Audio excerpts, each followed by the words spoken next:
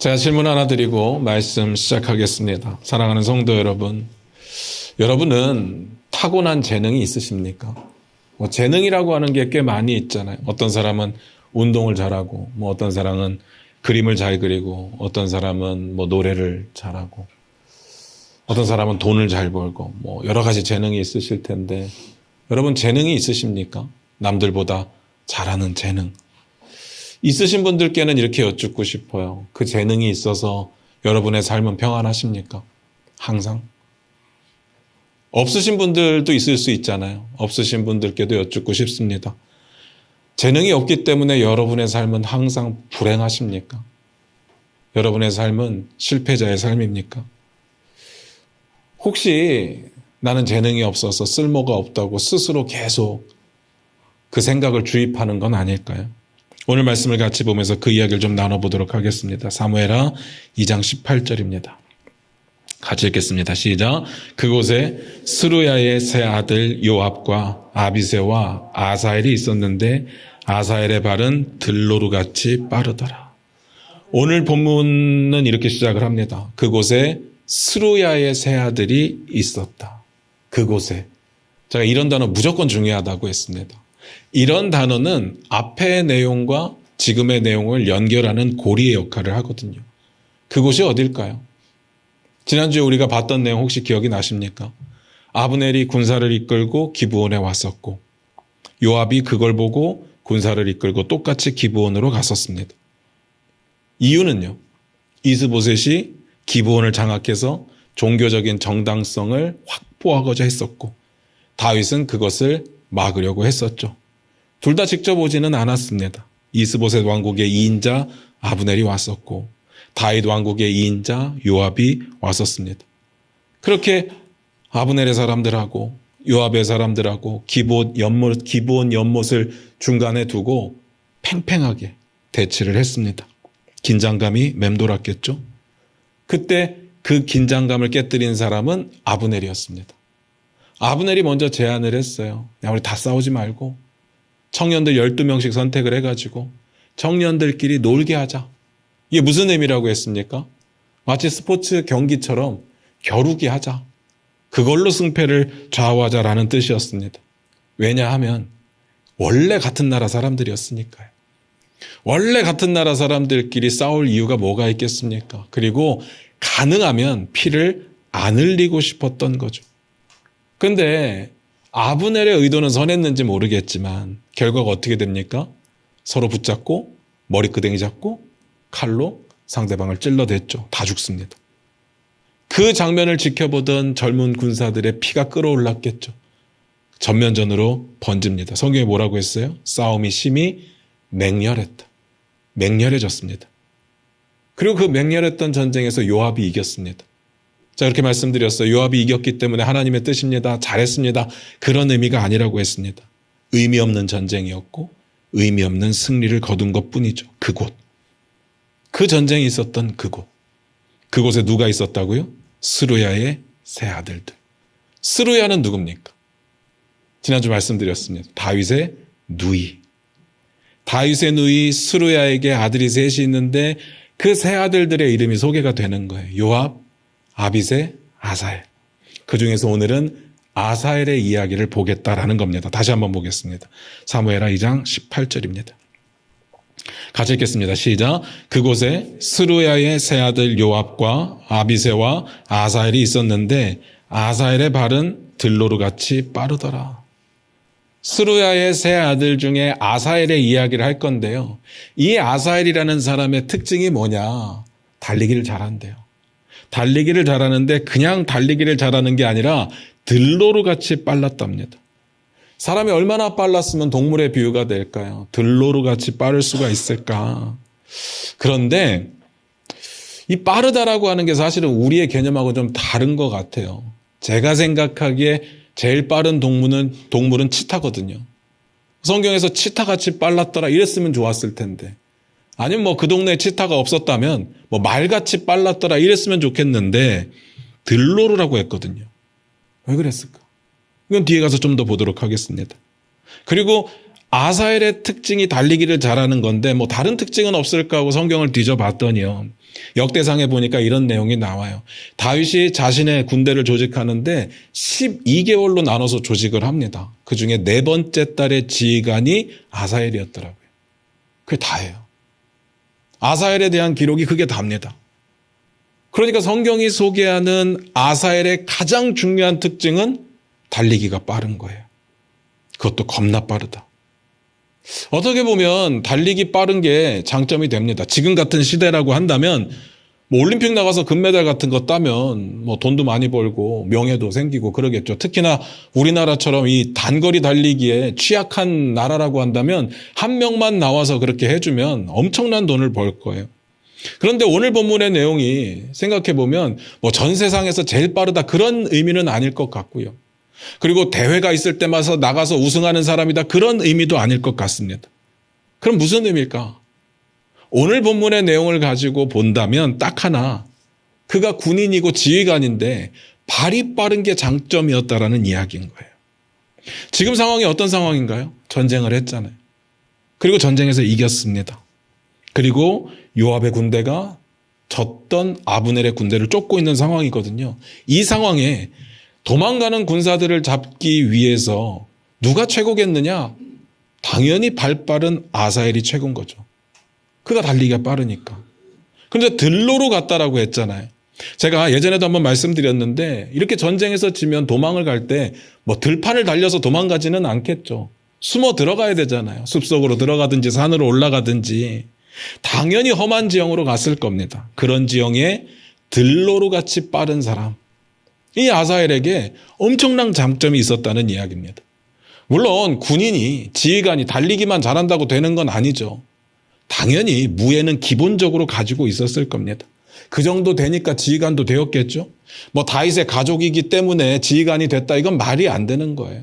그런 식으로 따지자면 다윗의 형제들의 아들들도 분명히 있었을 텐데 뭐 나도 노래 잘해, 뭐 나도 달리기 잘해, 나도 뭐 힘세 이래서 지휘관 하나씩 맡으면 되는데 그런 내용은 없거든요. 그러니까 이 아사엘이라고 하는 사람이 기본은 되는 사람이에요. 무예가 출중하고 거기다 플러스 달리기도 잘하는 사람이었습니다. 그 다음 이야기 볼게요. 사무엘하 2장 19절입니다. 같이 읽겠습니다. 시작. 아사엘이 아브넬을 쫓아 달려가되 좌우로 치우치지 않고 아브넬의 뒤를 쫓으니.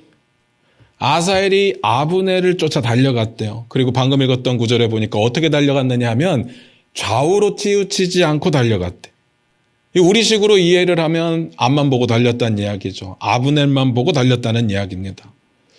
이 아사엘의 목적은 분명했습니다. 많은 이스라엘 사람들을 죽이는 게 목적이 아니었어요. 달리기가 빠르니까 다니면서 막 빨리 죽이면서 앞으로 나가는 게 목적이 아니라 딱 하나의 목적. 아브넬을 쫓아가는 게 목적이었습니다. 무슨 뜻인지 아시겠죠? 그 다음도 볼까요? 사무엘하 2장 20절입니다.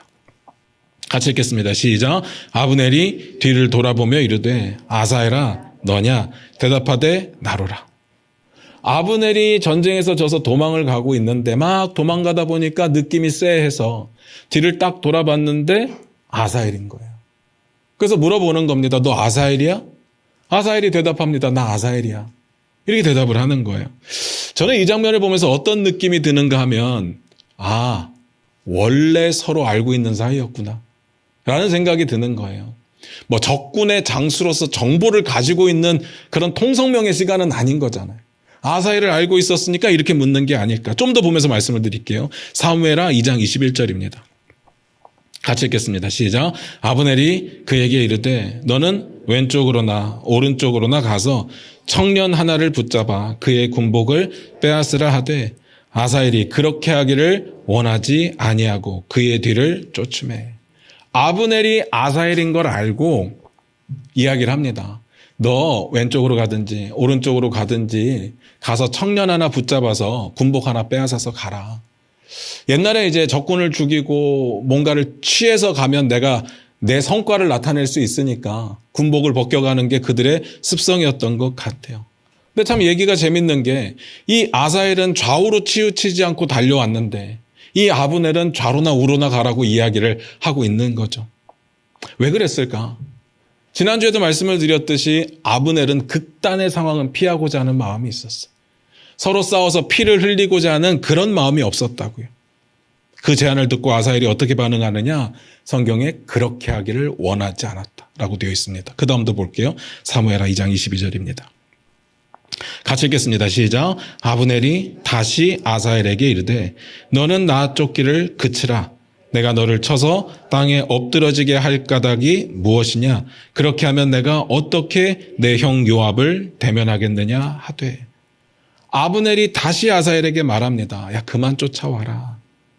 그리고 이어서 하는 이야기가 내가 너를 죽일 이유가 없다. 만약에 내가 너를 죽이면 너의 형을 어떻게 보겠느냐라는 거죠. 앞에서 말씀드렸듯이 서로 아는 사이가 분명합니다. 그리고 그냥 아는 사이가 아니라 아사엘하고 친한 것보다는 형 요압하고 친했던 사람인 것 같아요. 그리고 이게 중요한 게 이 아브넬이라고 하는 사람의 사람의 급을 나누는 것은 좀 무리가 있겠지만 싸움의 정도나 위치나 이렇게 급을 나눈다면 아브넬의 급은 요압의 급하고 맞아요. 지금 아사엘은요, 아브넬하고 싸울 수 있는 급이 아닌 거예요. 그 이야기를 하고 있는 겁니다. 근데 저는 여기서 아브넬이 했던 말을 자세히 들여다보니까 오히려 아사엘이 이 이야기를 듣고 추격을 더 멈출 수 없었겠다라는 생각이 드는 거예요. 뭐라고 했습니까? 내가 너를 쳐서 땅에 엎드려지게 할 까닭이 무엇이냐? 이게 무슨 말인가 하면 내가 너하고 싸우면 너 죽는다. 이 전쟁은 너하고 나하고 싸우면 내가 이기게 되어 있다라는 의미가 포함되어 있거든요. 사실 이게 맞죠. 제가 앞에서 말씀드렸듯이 급이 있잖아요. 아브넬은 요압급이었습니다. 아사엘은 급이 달라요. 근데 생각해 보세요. 지금 이 상황에서 상식적으로는 그런 급들이 있는데 아사엘에게 이게 정상적으로 들렸을까라는 거죠. 너 내 상대가 안 된다라고 이야기를 했을 때 그때 정신을 번쩍 차리고 맞다. 아브넬은 나하고 급이 다르지. 정신 차려야지. 돌아가야 되겠다. 이랬을까요? 사실 남자는요, 이런 이야기 들으면 더 못 멈춰요. 멈추고자 하다가도 이런 이야기 들으면 객기를 부린다고요. 여러분 다 아시겠지만 길거리 막 싸움 나도 말리면 더 싸우잖아요. 안 말리면 안 싸우는데, 거리를 두는데. 그렇잖아요. 전쟁 중이었고, 전쟁에서 승리했고, 도망가는 군대를 쫓고 있고, 그 와중에 적군 대장을 다 쫓아왔는데 여기서 멈춘다? 말이 안 되죠. 그런데 이 아브넬의 이야기를 들으니까 마음이 긁히는 그런 심정이 느껴지는 거예요. 더 멈출 수가 없는 겁니다. 그 다음에 어떻게 될까요? 사무엘하 2장 23절입니다. 같이 읽겠습니다. 시작. 그가 물러가기를 거절하매 아브넬이 창 뒤끝으로 그의 배를 찌르니 창이 그의 등을 꿰뚫고 나간지라. 곧 그곳에 엎드러져 죽음에 아사엘이 엎드러져 죽은 곳에 이르는 자마다 머물러 섰더라. 당연히 못 멈추죠. 계속 쫓아갔습니다. 그러니까 아브넬이요, 창 뒤끝으로 그의 배를 찔렀대요. 근데 그 창 뒤끝이 아브넬의 배를 들어가서 등으로 뚫고 나왔다는 겁니다. 이거 잘 생각하셔야 돼요. 아브넬이 이겼구나. 역시 급이 다르네. 이렇게 보시면 안 됩니다. 뭘로 찔렀다고요? 창으로.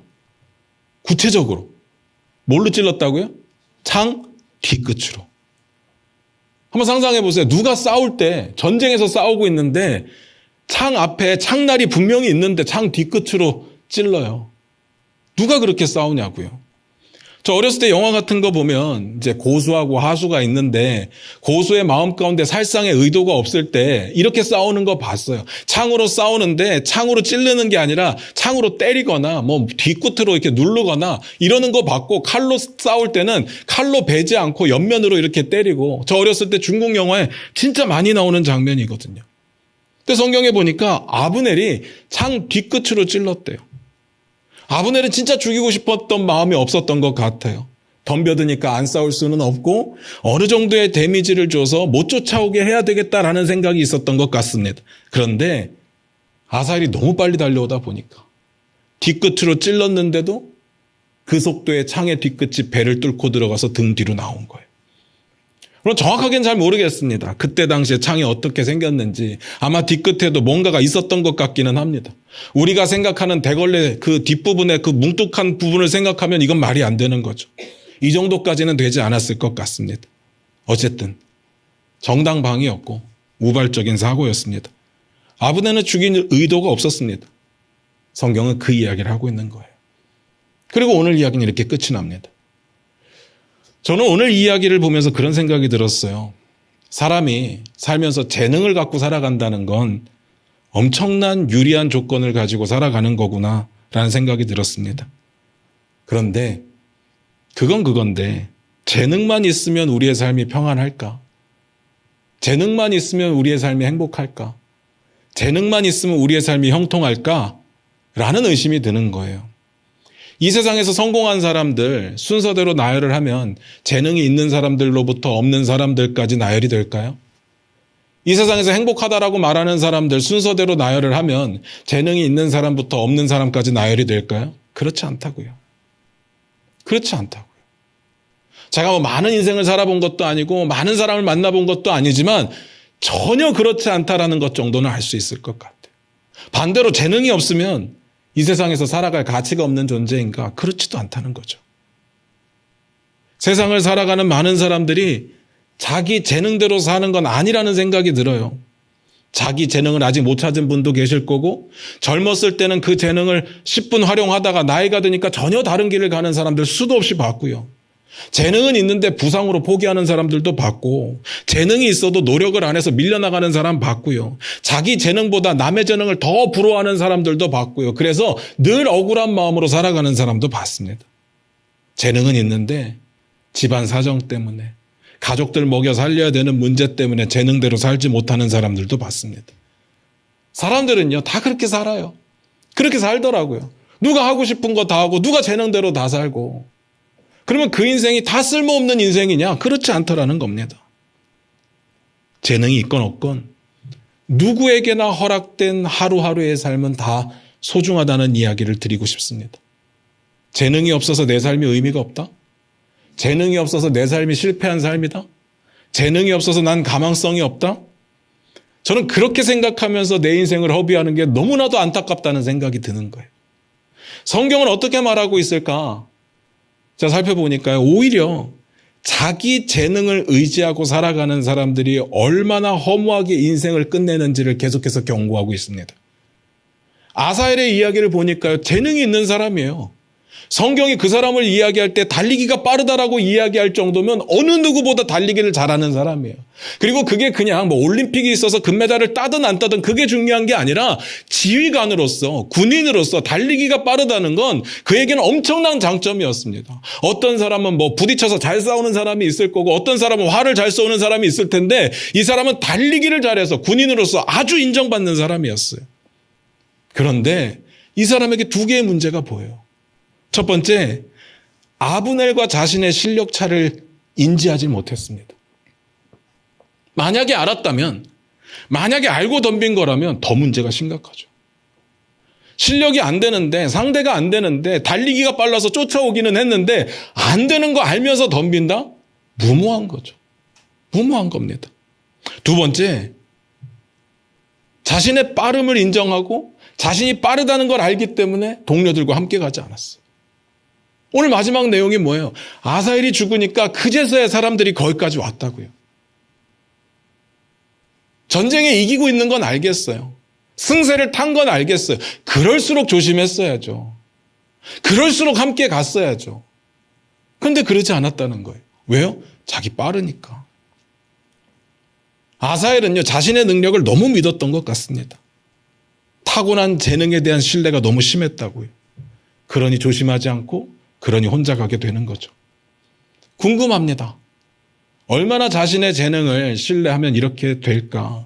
아니, 자신의 재능이 있는 건 알겠는데 왜 그렇게까지 무모하게 사람들과 같이 가지 않고 혼자 달려가고 왜 그렇게 무모하게 실력이 안 되는 걸 뻔히 알면서도 덤빌까? 제가 아사엘의 입장이라고 한다면 이유는 딱 하나일 것 같아요. 내가 잡아서 내가 공을 세우려고. 그 욕심이 있지 않았을까요? 군사들 100명 죽이는 것보다 그 대장 1명 죽이는 것이 훨씬 더 공이 클 테니까. 그런데 그런 욕심을 드러낼 수 있는 거, 그런 욕심을 실행할 수 있는 거, 그건 자기 재능을 믿었다라고 밖에는 볼 수가 없는 거죠. 비슷한 사람이 성경에 또 나옵니다. 압살롬. 다윗의 셋째 아들입니다. 이 압살롬의 특징이 뭐냐면요. 외모가 출중했어요. 아니, 외모가 출중한 게 무슨 장점이 될까? 물론 지금 시대는 충분히 이해가 되죠. 뭐 잘생기고 예쁘면 연예인 되면 돈 많이 벌고 인정도 많이 받으니까. 근데 성경에서 뭐라고 이야기를 하는가 하면요. 사무엘하 14장 25절 26절입니다. 화면 보시면서 같이 읽겠습니다. 같이 읽겠습니다. 시작. 온 이스라엘 가운데서 압살롬 같이 아름다움으로 크게 칭찬받는 자가 없었으니 그는 발바닥부터 정수리까지 흠이 없습니다. 그의 머리털이 무거움으로 연말마다 깎았으며 그의 머리털을 깎을 때 그것을 달아본즉 그의 머리털이 왕의 저울로 200세겔이었더라. 성경에 뭐라고 이야기를 하는가 하면요. 온 이스라엘에서 압살롬 같이 아름다움을 칭찬받는 자가 없었대요. 근데 어떻게 이야기를 했는가 하면 발바닥부터 정수리까지 흠이 없었대. 어떻게 생기면 발바닥이 흠이 없을 수 있을까? 어떻게 생기면 정수리가 흠이 없을 수 있을까? 그 한 예로 머리털에 대한 이야기를 합니다. 그가 우리는 지금 미용실을 한 달에 한 번씩 가는 사람들이 있겠지만 그때 당시엔 그러지는 않았을 테니까 연말에 머리를 한 번 자르는데 그 잘려진 머리카락의 무게가 왕의 저울로 200세겔이래요. 성경에서 세겔의 기준이 그때그때 다르고 상황마다 다르기 때문에 정확하게 잘 모르겠는데 왕의 저울로 하면 한 4.5kg 정도 되거든요. 1년 내 자라는 머리의 길이의 양이 4.5kg인데 그거를 빡빡 밀어서 그 정도가 아니라 예쁘게 잘라서 남아있고 잘린 것만 그 무게라는 겁니다. 정확하게 무게를 정하는 게 의미가 없고 지금 성경이 말하는 의도는 그의 머리털이 어마어마하게 아름다웠다는 이야기를 하고 싶은 거예요. 이스라엘에서 머리털이 길고 그리고 머리털이 풍성한 사람은 힘이 있고 용맹한 사람으로 여겨졌기 때문에 압살롬 외모가 완벽했던 사람이에요. 그러니까 사람들이 그의 외모를 칭찬했겠죠. 근데 칭찬만 하는 것이 아니라 그 외모 때문에 사람들의 호감을 얻습니다. 결론적으로 압살롬은 자기가 잘난 줄 아는 사람이에요. 그래서 그걸 이용합니다. 뭘 이용하느냐? 첫 번째로 자기 군대를 만들어요. 아니, 아버지가 왕인데 자기 군대를 누가 만듭니까? 근데 만들어요. 이 이야기는 나중에 다시 보도록 하고요. 두 번째로 왕의 재판을 가로챕니다. 세 번째로 재판을 가로채서 뭐 하느냐? 그들에게 유리하게 판결을 해줘요. 그리고 환심을 사는 거죠. 성경이 이렇게 표현했습니다. 사무엘하 15장 6절입니다. 화면 보시면서 같이 읽겠습니다. 시작. 이스라엘 무리 중에 왕께 재판을 청하러 오는 자들마다 압살롬의 행함이 이와 같아서 이스라엘 사람의 마음을 압살롬이 훔치니라. 이스라엘 사람의 마음을 압살롬이 훔쳤대요. 그래서 어떻게 되느냐? 실제로 반역을 합니다. 그리고 그 반역이 어느 정도 성공을 해요. 왕궁을 차지합니다. 다윗은 피난을 가요. 근데 다윗이 누구예요? 천하의 다윗이잖아요. 가만히 있지 않죠. 되찾습니다. 그런데 그 되찾는 과정 가운데 압살롬이 도망을 가거든요. 근데 노새를 타고 도망을 갑니다. 근데 도망을 가는데 어디로 도망을 가요? 숲속으로. 아니면 산으로. 보통 그렇게 도망간다고 했잖아요. 숲속에서 어떤 일이 벌어지느냐? 압살롬의 아름다움의 자랑이었던 가장 대표적이었던 그 머리털이 나뭇가지에 걸립니다. 근데 마치 만화처럼요. 머리에 딱 걸렸는데 노새는 빠져 지나가고 그 머리털이 나뭇가지에 걸린 채 대롱대롱 매달려 있게 된 거예요. 요압이 와서 죽입니다. 아사엘도 그렇고 압살롬도 그렇고 비슷해요. 자신의 재능을 너무 신뢰했습니다. 그 재능으로 뭔가를 할 수 있다라고 생각을 했어요. 문제는 재능이 있다라는 게 문제가 아니라 그 재능만 신뢰했다라는 게 문제인 거예요. 그 재능이 세상의 전부라고 세상을 가질 수 있는 길이라고 생각했다는 게 문제죠. 재능이 있고 없고의 문제가 아니라. 저는 그래서 이 말씀을 꼭 드리고 싶어요. 저 역시도 지금보다 재능이 많았으면 목회가 훨씬 더 편하지 않았을까라는 생각을 합니다. 가장 저에게 필요한 게 뭘까 생각해 보면 말을 좀 잘했으면 좋겠어요. 말을 좀 더 능숙하게 했으면 좋겠습니다. 제가 나이를 엄청 먹은 건 아니지만 계속 단어가 헷갈리고 말이 이렇게 버벅거리고 그래요. 지금보다 조금 더 기억력이 좋았으면 좋겠어요. 그러면 제가 이 본문을 제가 설교 준비한 걸 가지고 20번씩 안 외워도 되는데 한 두세 번만 외우면 다 외워질 수 있으면 얼마나 좋겠는가. 그래서 유명한 목사님들처럼 뭐 본문 안 보면서 마이크 여기다 차고 돌아다니면서 설교하면 훨씬 더 멋있을 텐데, 머리가 좀 더 좋았으면 어땠을까? 목회하는데 훨씬 더 도움이 됐을 텐데, 그리고 무엇보다도 좀 돈이 많았으면 어땠을까? 이렇게 찌들리지 않았을 텐데, 쪼들리지 않았을 텐데, 그 생각을 해요. 잘 생각해 보세요. 자기 재능을 의지하는 사람들의 결과가 성경에서는 뭐라고 이야기를 하느냐? 그 재능 때문에 망하더라고요. 근데 이 오해는 하지 마세요. 재능이 독이라는 이야기는 아닙니다. 재능이 있다 보니까, 재능을 너무 크게 생각하다 보니까 재능만을 의지하게 되는 게 그 사람에게 독이 된다는 말씀을 드리는 거예요. 여러분 아시겠지만 재능이 많으면요, 할 줄 아는 게 많으면요, 삶이 평탄하면요, 하나님을 안 봐요. 안 찾습니다. 돈을 많이 가져도 그렇고요. 말씀 마무리 지을게요. 우리가 하나님 나라를 뭐라고 정의를 내리는가 하면 하나님의 주권과 통치가 이루어지는 영역이라고 제가 말씀드렸어요. 내 삶의 자리에서 하나님의 주권을 받아들이고 하나님의 통치를 받아들이면 그 내 삶의 자리가 하나님 나라가 된다고 말씀드렸습니다. 근데 하나님의 주권이라는 게 뭐예요? 하나님의 주인 되심. 하나님의 주인 되심이잖아요. 그래서 하나님의 주인 되심을 인정한다라는 건 결국 하나님을 의지한다라는 뜻이고 하나님의 말씀에 순종한다라는 뜻이거든요. 거기에 내 능력을 의지하는 건 없어요. 내 능력을 의지하면서 사는 건 하나님의 나라와 상관이 없다고요. 하나님께서 허락하신 재능, 타고난 재능이든지 아니면 예수 믿고 나서 하나님께서 허락하신 달란트든지 그걸 통해서 사역의 범위가 달라질 수도 있고 사역의 방향성이 달라질 수 있을지 모르겠지만 그건 내 삶의 전부가 아니라는 이야기입니다. 내가 의지할 대상이 아니라는 이야기입니다. 하나님께서 우리에게 허락하신 삶에서 그 재능들은, 그 달란트들은 하나님을 섬기는 도구에 불과한 거지. 우리의 삶의 목적도 아니고 목표도 아니에요. 우리가 의지할 대상이 아닙니다. 그걸 의지한다면 그게 우상이 되는 거죠. 근데 우리는요, 재능이 없어서, 돈이 없어서, 공부를 많이 못해서 내 삶이 힘들다고.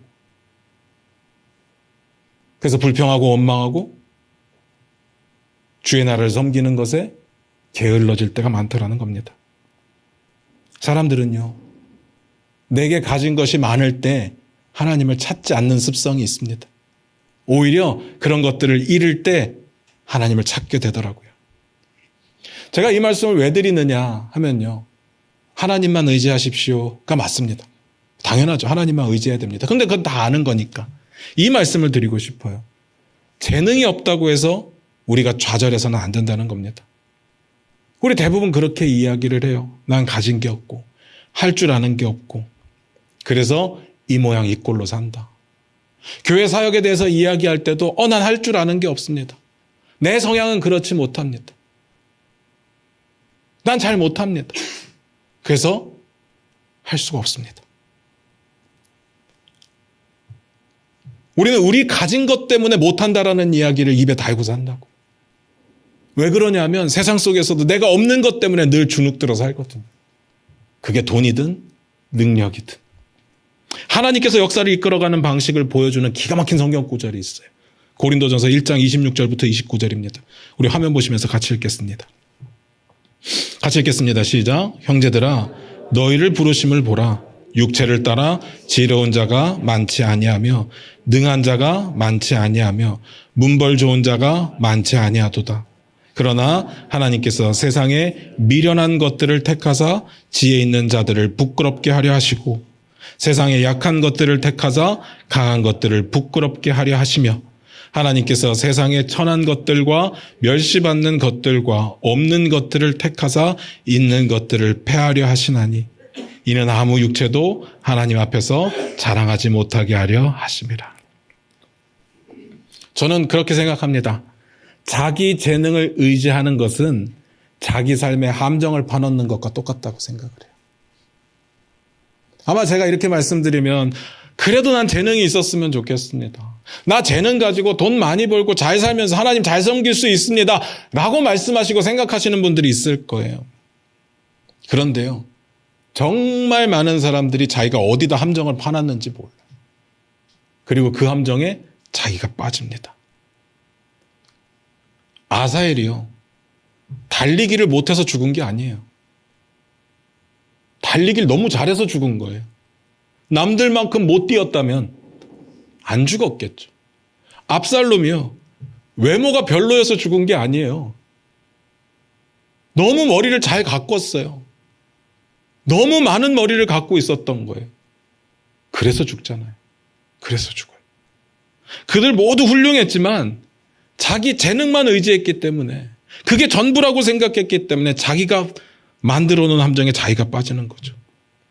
근데 성경의 역사의 흐름을 보면 누가 하나님께 쓰임을 받고 누가 역사의 중심에 서 있느냐, 사실 재능이 있고 없고는 상관이 없습니다. 성경 보시면 아시겠지만 재능 있는 사람도 하나님께 쓰임 받고 재능 없는 사람도 쓰임 받아요. 반대로 재능이 있어도 쓰임 받지 못하는 사람이 있고 재능이 없어서 쓰임 받지 못하는 사람도 있습니다. 다만 하나님께 누가 인정받고 누가 쓰임 받느냐, 그것과 상관없이 하나님 앞에 겸손하게 엎드리는 사람들, 그런 사람들이 쓰임 받아요. 하나님은 약한 자도 강하게 하실 수 있고 가난한 자도 부하게 하실 수 있습니다. 성경의 내용대로라고 한다면 약한 자가 강한 자를 이기게 하실 수 있고 가난한 자가 부한 자를 이기게 하실 수 있다라고 말씀하십니다. 여러분들께 묻고 싶습니다. 제가 앞에서는 여러분 재능이 있습니까? 라고 물었지만 여러분은 여러분 스스로를 무엇을 가지고 평가를 합니까? 혹시 여러분이 잘하는 재능 가지고 평가를 합니까? 내가 뭘 가졌느냐, 얼만큼 가졌느냐, 이걸 가지고 평가를 합니까? 제발 그러지 마시기를 부탁드려요. 내가 뭘 가졌느냐로 자기를 판단하지 마시기 바랍니다. 내가 어떤 재능을 가지고 태어났느냐, 이걸로 판단하지 마시기 바라요.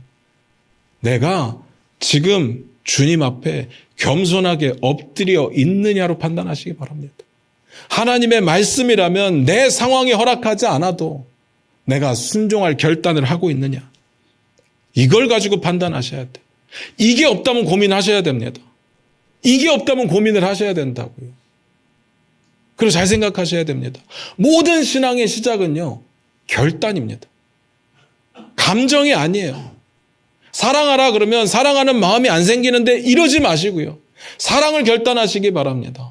용서하라 그러면 용서는 죽어도 못하겠는데요, 이러지 마시고 용서를 결단하시기 바라요. 거기서부터 시작해요.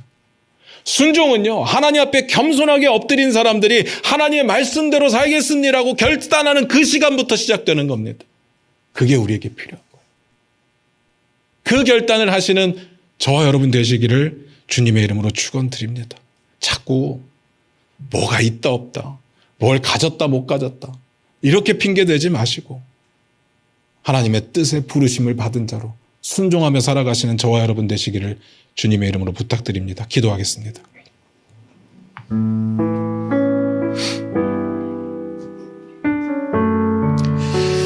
우리 반주 들으시면서 잠깐 한번 기도하기를 원합니다. 여러분은 뭘 가지고 태어나셨습니까? 엄청난 능력들이 많으신가요? 혹시 노래를 잘하는 능력을 가지고 태어나셨습니까? 그래서 어떤 교회 일들이 있을 때마다 앞에 나와서 찬양을 하고 솔로를 하고 그렇습니까? 나의 음감이나 박자감은 어느 누구하고도 비교할 수 없는, 한번 생각해 보시기 바랍니다. 하나님은 그 사람의 찬양만 기뻐 받으실까요? 노래 못 부르는 사람은 찬양하지 마라 그러실까요? 저는 아니라고 생각합니다. 하나님을 간절히 사랑하고 간절히 높이기를 원하는 그 마음의 고백, 그게 진심이라면 잘하는 사람이든 못하는 사람이든 하나님 기뻐 받으시지 않겠습니까? 노래뿐이겠습니까? 교회 모든 일들, 우리 신앙의 모든 일들이 똑같지 않겠습니까? 잘해서 하는 게 아니라, 쉬우니까 하는 게 아니라 하나님의 뜻이 있으니까 우리가 순종하며 결단할 때 하나님은 그 우리의 결단을 통해 일하시지 않겠나라는 거죠. 여러분이 여러분의 삶을 되돌아보면서 없는 거, 어려서부터 갖지 못한 거, 그래서 마음에 원망이 있고 상처가 있다면 빨리 내려놓으시기 바랍니다. 하나님 우리를 사랑하시고 우리의 삶에 하나님의 나라를 이루기를 원하시는데 뭘 가졌느냐로 이루는 게 아니라 하나님의 왕 되심으로, 하나님의 주인 되심으로 우리 이 시간 그렇게 고백하며 나아가기를 원합니다. 하나님, 더 이상 없는 것을 가지고 불평하거나 원망하지 않겠습니다. 좌절하거나 낙심하지 않겠습니다. 하나님이 나와 함께 하시기에 그것으로 기뻐하며 감사하며 살겠습니다. 우리 다 같이 그렇게 기도하며 나아갑니다. 기도하겠습니다.